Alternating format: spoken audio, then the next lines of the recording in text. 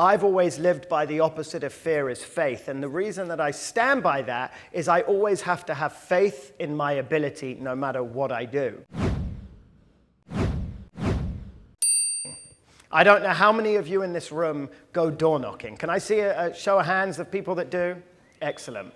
Door knocking for me costs $0.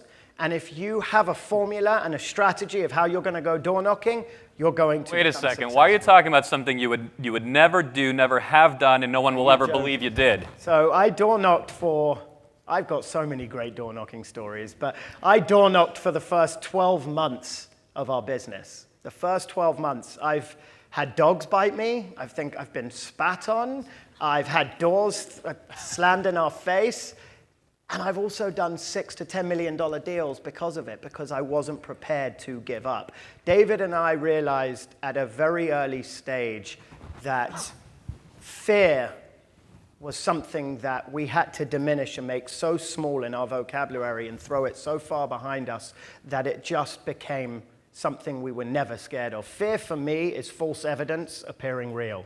And I'm sure some of you have heard of it. I've always lived by the opposite of fear is faith. And the reason that I stand by that is I always have to have faith in my ability no matter what I do.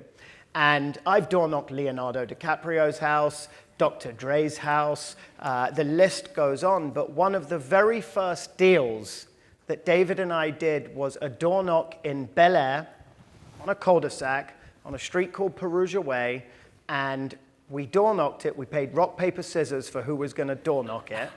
And I lost. Do you want to win or lose? No. I wanted to win. Okay. And I lost, as per the usual. And I rang the doorbell, and this lovely lady comes up to the driveway, and she says, "Go away, we're not interested." And I said to her, and I had a strategy with how I would door knock, which I'll share with you.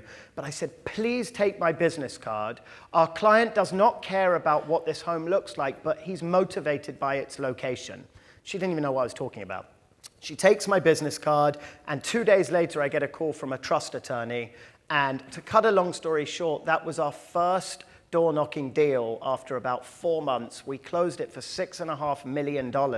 Our client has since torn that house down and will be listing it for $45 million in probably 3 or 4 months from now. So the moral of the story is, if you keep going and you don't give up, door knocking can be very lucrative, and just never be scared and have a strategy with how you're going to attack it. So let's dive into the strategy, right? Yes. Everybody here wants to know exactly how the hell do you go door knock a $6 million house? Like how did you decide where to door knock? What did you door knock with? I'm going to tell you guys right now, whether you door knock a $200,000 house or a $6 million house, guess what? It makes no fucking difference, except your paycheck's going to be 20 times as large. And I used to trade commodities, and I used to work in the most cutthroat boiler room. And I was trained so early on that every single time I hear the word no, I'm closer to a yes. And it stuck with me. It really stuck with me. And I was also taught that just because I'm broke, it doesn't mean the other person on the end of the phone is broke. Okay, now what that means to me is your mentality. It's not money, it's mentality and it's mindset. For some reason, each of us are comfortable to go and knock a $500,000 property, but we're not comfortable to go and knock a $6, $7, $10 million property. Why? Because it's false evidence appearing real.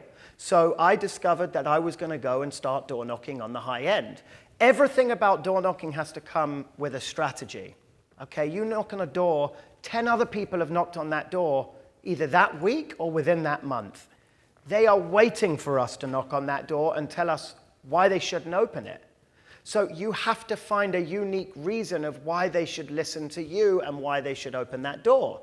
Back then, I realized a huge gap in the market. I had no clients, no money, nothing. But what I learned was developers were buying land, right? Developers have how much loyalty? 0. Developers wait on who brings them the best deal. So what I figured out was, well, I'm going to door knock on teardowns. And I'm going to find the deals. I don't have the developers, but if I have the deals, I'm going to have the developers.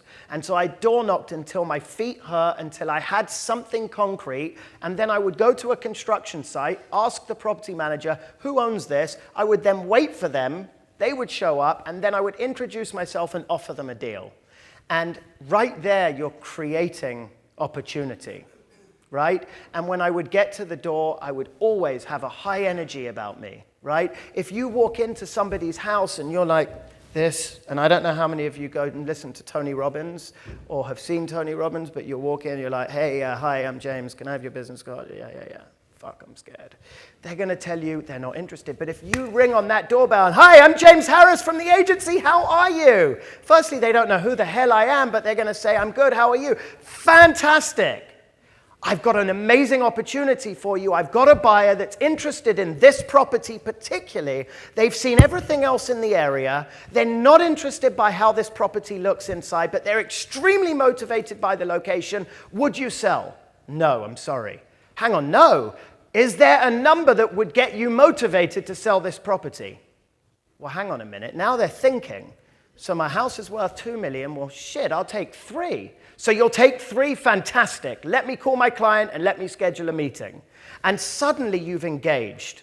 And I don't care if you have the buyer or you don't have the buyer, but you're now engaging with the person that's just opened the front door. And now you have their contact information, and now you can take a buyer. Go and find that buyer. It's going to be a lot easier to find the buyer than it's going to be to get the listing. But if you get the buyer and take them to the listing, now the seller sees that you've got their best interest at heart and you've been tenacious and you've got over the fear of knocking on their door and you've got them. That is the person a seller wants to work with, right? They want to work with someone that's tenacious, with someone that's hungry, with someone that they think can get them a big number for their property, and now you've got yourselves a client. So the best thing I can suggest to you guys in this room is to be excited, be fearless.